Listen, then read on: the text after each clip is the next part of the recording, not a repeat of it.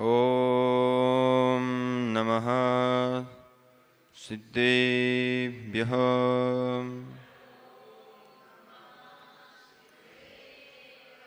ॐ नमः सिद्धेभ्यः।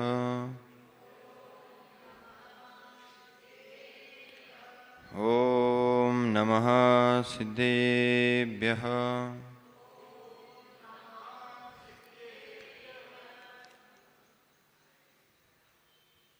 शिवं शुद्धबुद्धं परं विश्वनाथं न देवो न बन्धुर्न कर्ता न कर्ता न अङ्गं न सङ्गं न स्वेच्छा न कायं चिदानन्दरूपं नमो वीतरागम् चिदानन्दरूपं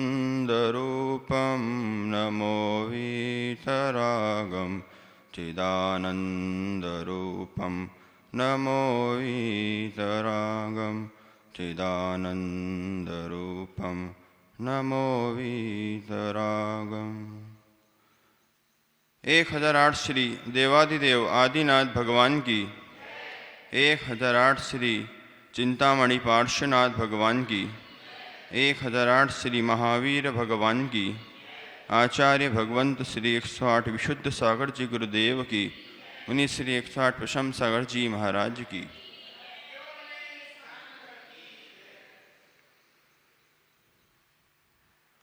भव्य बंधुओं, भगवान महावीर के शासन में विराजमान होकर और उनकी पावन पीयूष देशना का रसपान करते हुए आज हम समझेंगे कि इंसान चाहे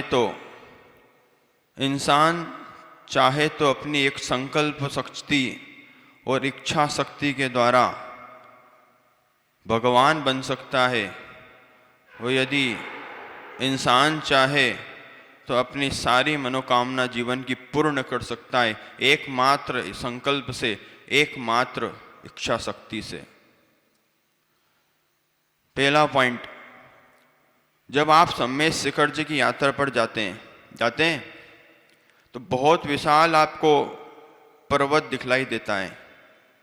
सबसे पहले तो दोनों हाथ जोड़कर भगवान श्री 1008 जितने भी सिद्ध अनंत हुए हैं उन सबको हम बारंबार नमस्कार कर लेते हैं, जिससे कि प्रवचन के साथ साथ, देशना के साथ साथ हमें वो पुण्य की प्राप्ति हो जाए जो हमारे संकल्प को और इच्छा शक्ति को जगाए रखे।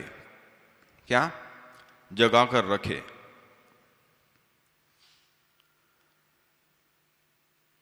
सम्मेश शिखर जी के बड़े पर्वत को, विशाल पर्वत को देखकर सबसे प्रथम बार आपको क्या लगता है?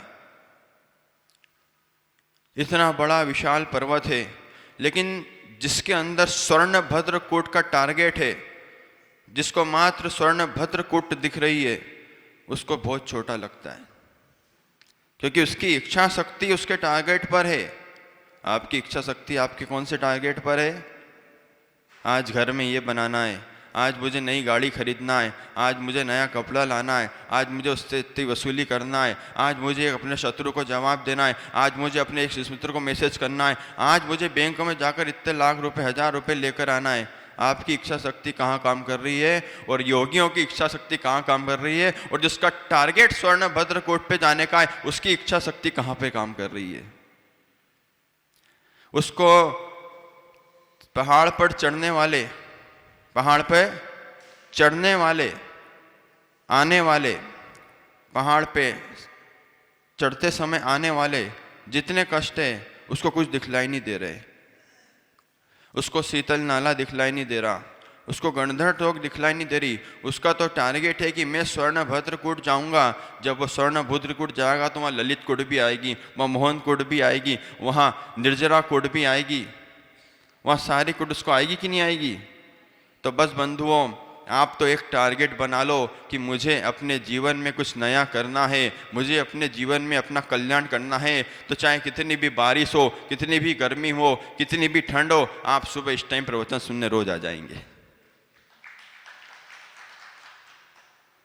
जिनकी इच्छा शक्ति नहीं है उनसे मैं निवेदन भी नहीं करना चाहता, जिनकी संकल्प शक्ति नहीं है विमल भैया, उनसे आप कभी भी उनको आप श्रीफल भी मत चढ़ाना, पीले चावल भी मत देना, उनको पीली सरसों भी मत देना, उनको मिठाई के डब्बा भी मत देना कि आप मेरे यहाँ पे आइए, मेरा गुरु महाराज आए हैं, मेरा शुद्ध उदय वर्षा योग चल रहा है। जिनकी संकल्प शक्ति हो गई है, जिनने अपने टारगेट को देख लिया है कि मुझे अपने जीवन में कुछ करना है, आप लोगों को जीवन में बहुत कुछ पाना है, इसलिए आप गुरुओं के सामने बैठे हुए हैं। मेरी बात को समझ में आ रही है आपको? एक व्यक्ति ने आकर मुझसे पूछा, महाराज जी सबसे कठोर और कठिन वस्तु कौन सी है? ऐसी कौन सी चीज है जो सबसे कठिन है, वो कठोर है? मैं एक पर्वत पे बैठा हुआ था, मैंने कहा ये पत्थर दिख रहा है, पर्वत का पत्थर, ये सबसे कठोर है। क्या है? सबसे कठोर है। क्या है? सबसे कठोर और कठिन है। उसने बोला इससे भी ज्यादा कोई कठिन चीज है? मैंने कहा लोहा है। लोहा पत्थर को भी काट के दो भाग कर देता है। बोले इससे भी ज्यादा कोई कठिन चीज है? मैंने क्या? अग्नि है। वो लोहे को भी पिघलाकर तोड़ मरोड़ कर अपने आकार में परिवर्तित कर देती है। जैसा इंसान बनाना चाहे लोहे को अग्नि के द्वारा बना सकता है, और जैसा इंसान शरीर को चलाना चाहे इंसान शरीर से भोग कर सकता है। और धन्य है दिगंबर मुनिराज जो योगों की दृष्टि रखकर, योगों का टारगेट रखकर, मोक्ष का टारगेट रखकर, मोक्ष का लक्ष्य रख के इस नश्वर शरीर को मोक्ष शिला तक पहुंचा देते हैं। इस नश्वर शरीर से शरीर नहीं रह जाता है, लेकिन शरीर के द्वारा निर्वाण को प्राप्त कर लेते हैं। ऐसे योगीश्वर, ऐसे साधु परमेष्ठी हमेशा धन्यवाद के पात्र हैं और विनय और प्रणाम के पात्र हैं। मैंने क्या कहा? क्या कहा? ऐसे साधु परमेष्ठी विमल भैया विनय के पात्र हैं। और मैंने ये कहा कि ऐसी कौन सी वस्तु है जो कठोर है? मैंने कहा, वो बोले अग्नि से भी ज्यादा कठोर क्या है? मैंने कहा अब तो कुछ बचा ही नहीं है। मैंने कहा पानी सबसे ज्यादा कठोर है। अगर पानी अपनी जीत पे आ जाए तो लहरों को और बड़े बड़े समुद्र के तूफानों को भी शांत करने की क्षमता रखता है। पहले बताई पत्थर में, फिर बताई लोहे में, पहले बताई पत्थर में, फिर लोहे में, फिर पानी में। उसने बोला और भी इससे ज्यादा कोई कठिन और पावरफुल शक्ति है, कोई वस्तु है, कोई चीज है? तो भाई पार्थ, मैंने उससे एक ही बात बोली, इंसान की इच्छा शक्ति और संकल्प शक्ति यदि मजबूत है तो इन चारों से सबसे प्रबल है तो इच्छा शक्ति है। आपकी इच्छा शक्ति नहीं होगी, आपकी संकल्प शक्ति नहीं होगी तो आप गुरुओं को हार दान नहीं दे सकते। आपकी इच्छा शक्ति नहीं होगी तो शिखर जी का पहाड़ नहीं चढ़ सकते। और तो और क्या बात करूं, जब आचार्य शांति सार जी ने एक छपक से पूछ लिया कि तुम्हारा आखिरी समय चल रहा है, क्या तुम्हें कुछ खाने की आवश्यकता लगती है? क्या कुछ तुम्हें पीने की आवश्यकता लगती है? तुम बोलो तो मैं अभी ला के देता हूं, अभी मंगवा देता हूं। लेकिन उस छपक की इच्छा शक्ति को देखो, उसकी संकल्प शक्ति को देखो कि जिसकी जिंदगी की साधना ही समाधि की चलती है। ऐसे मुनिराज धन्य होते हैं। क्या कहते हैं वो छपक राज आचार्य शांति सागर जी महाराज साहब से कि नहीं हो भंते अहो भंते, हे आचार्य परमेष्ठी, मैंने जिस टारगेट को अपना जीवन माना है, जिस संकल्प को लेकर मैं आगे बढ़ रहा हूं, जिसकी इच्छा शक्ति मैंने भगवान की प्रार्थना कर करके और जीवन भर भगवान की साधना और जाप कर करके और जीवन भर भगवान की स्वाध्याय कर करके, शास्त्रों के स्वाध्याय से मैंने अपनी आत्मा को इतना मजबूत किया है। मैं अंतिम समय में अपना मरण बिगाड़ना नहीं चाहता। मैं आपके शीश चरणों में संलेखना लूंगा। और हुआ भी ऐसा ही, संलेखना धारण करी, समाधि धारण करी, उनका निर्वाण हो गया। क्या आपके अंदर कोई ऐसी इच्छा शक्ति है? मैं कहता हूं आपकी सारी मनोकामना आज के आज पूरी हो सकती है नरेश भाई, यदि इच्छा शक्ति जगा लो कि मैं इतनी जाप करूंगा, मेरा काम नहीं होगा जब तक मैं इतनी जाप करूंगा ही। आप ये मत कहना कि भगवान से जाप के नाम पे मांग रहा है। कई लोग ये बोल जाते हैं कि देखो कितना स्वार्थी है। मैं कहता हूं कम से कम अपनी इच्छा शक्ति को उसने इसलिए तो जगाया, उसने अपनी संकल्प शक्ति को भगवान के चरणों में तो लगाया। अभागा है वो जो मदिरालय में और वेश्यालय में अपना जीवन बर्बाद कर रहा है और सत्य व्यसन में अपना जीवन बर्बाद कर रहा है। लेकिन विमल भैया, धन्य है वो लोग जो गुरु की सेवा चातुर्मास पे दिन रात रह के कर रहे हैं।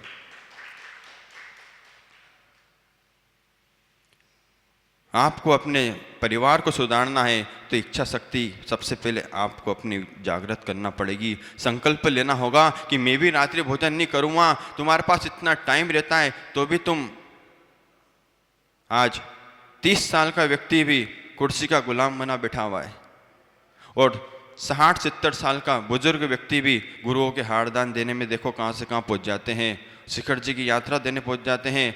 और तो आचार्य भगवंत के वहाँ ऐसे समाचार आते हैं कि लोग MP से चलकर, मध्य प्रदेश से चलकर अपना चौका चूल्हा उठाकर सीधे आचार्य जी के चरणों में पहुँच जाते हैं कि जितने साधु परमेष्ठी है मैं चौका लगाऊंगा और हारदान का सौभाग्य प्राप्त करूंगा। क्या आपके अंदर ऐसी शिक्षा शक्ति है? आपको इच्छा शक्ति कुछ नहीं जगाना है, आपको तो बस एक जाप करना है। कौन सी जाप करना है? तो दोनों कानों में दोनों उंगलियां डाल के बताओ बताओ बताओ। ये अपना प्रैक्टिकल है, ये अपना पुरुषार्थ है।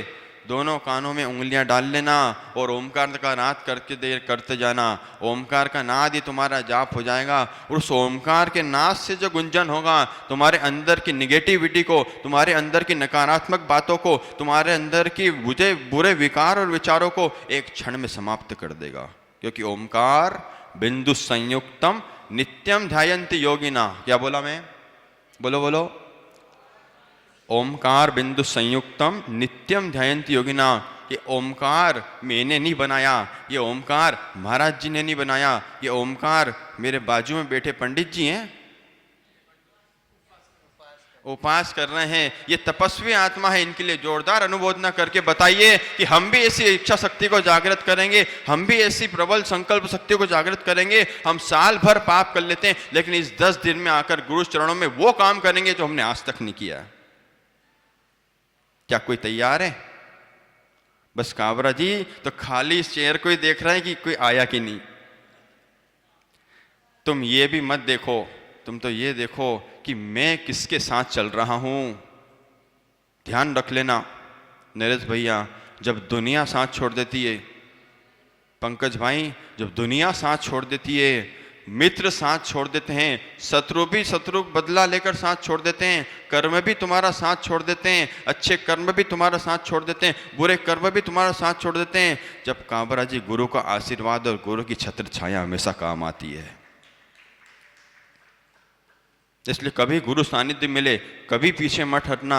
एक संकल्प हमेशा लेना कि मुझे तो गुरु की सेवा करना है, क्योंकि मुझे अपने निज का पुरुषार्थ जगाना है। जो मेरी सोई हुई आत्मा है, जो मेरा सोया हुआ पुरुषार्थ है, जो मेरी सोई हुई पॉजिटिविटी है, उसको उठाकर मुझे गुरु चरणों में लगा देना है। और ऐसा लगाना है कि मेरे हाथ में पीछे कमंडल आ जाए।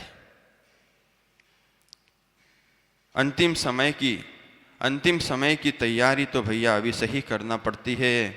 जो तैयारी कर रहे हैं उनकी आप तैयारी कर रहे हो तो सौभाग्यशाली हो। जो तैयारी नहीं कर रहे हैं उनकी आप तैयारी कर रहे हो, आप दुर्भाग्यशाली हो।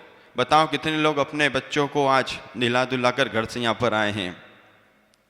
और बताओ आज सुबह से गुरु के दर्शन करने सबसे पहले कौन कौन यहाँ पर आए थे। मैं कहता हूँ वही सौभाग्यशाली है। पार्थ भैया वही पुण्य आत्मा है जो गुरु सानिध्य कभी नहीं छोड़ते। उनका दुर्भाग्य है जो गुरुओं को देखना भी नहीं चाहते, जो भगवान को देखना नहीं चाहते। गुरुओं की तो बात छोड़ो।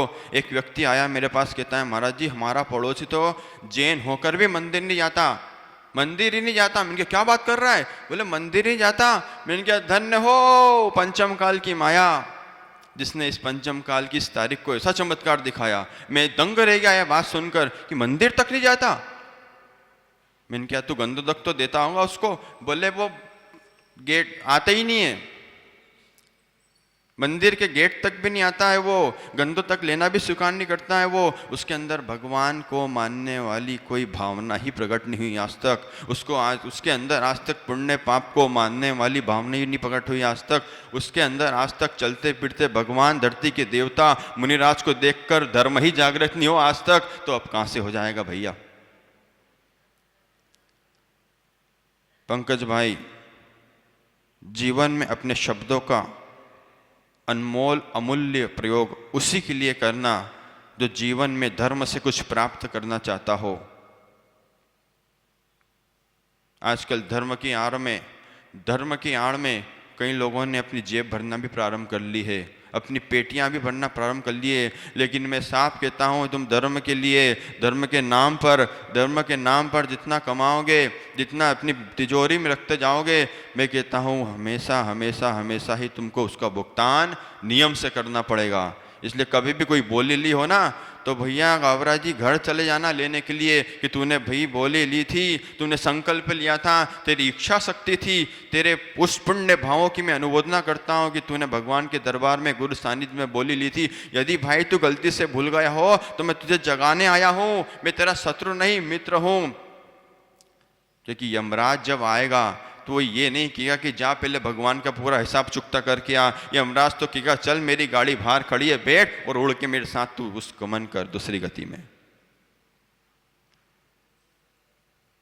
इसलिए अपनी बात क्या चल रही थी, भ्रामरी क्रिया। जीवन में भ्रामरी क्रिया को भी अपने अंदर आत्मसात करना बंधुओं। जीवन को यदि तनाव मुक्त करना हो, टेंशन मुक्त करना हो और परमात्मा के श्री चरणों में हमेशा लगा के रखना हो, और देव शास्त्र गुरु की भक्ति में मन को हमेशा, क्योंकि मन इतना चंचल है कि आप यहाँ बैठेंगे ना तो मन आपका पूरा पूरा साथ देगा, और जैसे आप बाहर निकलेंगे ना मन बाजारों में भटकने चला जाएगा। ऐसा होता है कि नहीं, बोलो बोलो। मन बहुत चलायमान है, मन बहुत चपल है। इस चंचल मन को नरेश भाई रोकने के लिए भ्रामरी विद्या करते रहना। ये तो क्रिया वो तुमको कॉन्सेंट्रेट करने के लिए कान में उंगली डाली है, तुमने आज्ञा चक्र का ध्यान लगाया है। जब ध्यान में पुरुष उतरते हैं, ध्यान में महापुरुष उतरते हैं, ध्यान में मुनि वृंद उतरते हैं, तो वहाँ कोई आज्ञा चक्र का पालन नहीं होता, वहाँ कोई ब्रह्मरंध्र का पालन नहीं होता, वहाँ कोई आधार का आधार नहीं लिया जाता। मात्र एक चिदानंद चैतन्य स्वरूपी आत्मा का अवलंबन लेकर ये निर्वाण को प्राप्त हो जाते हैं। लेकिन आपको तो मुझे यही बोलना पड़ेगा कि भाई पानी को छान के प्रयोग करो, रात्रि भोजन का त्याग करो, सप्त व्यसन का त्याग करो, तब जाकर तुम्हारे अंदर इच्छा शक्ति प्रबल होगी और तुम जिन गुरुओं के चरण छूते हो एक दिन ऐसा आएगा कि तुम उनका आचरण भी छू लोगे। क्या छू लोगे? आचरण भी छू लोगे। यही बात अपने अंदर बिठा के रखना कि जीवन में कभी कष्ट आ जाए, दुख आ जाए, तो दुख में भी खुश रहना, क्योंकि खुश होने पर दुख कम पड़ जाता है, दुखी होने पर दुख ज्यादा बढ़ जाता है। इन्हीं मंगल भावनाओं के साथ बोली भगवान महावीर स्वामी की।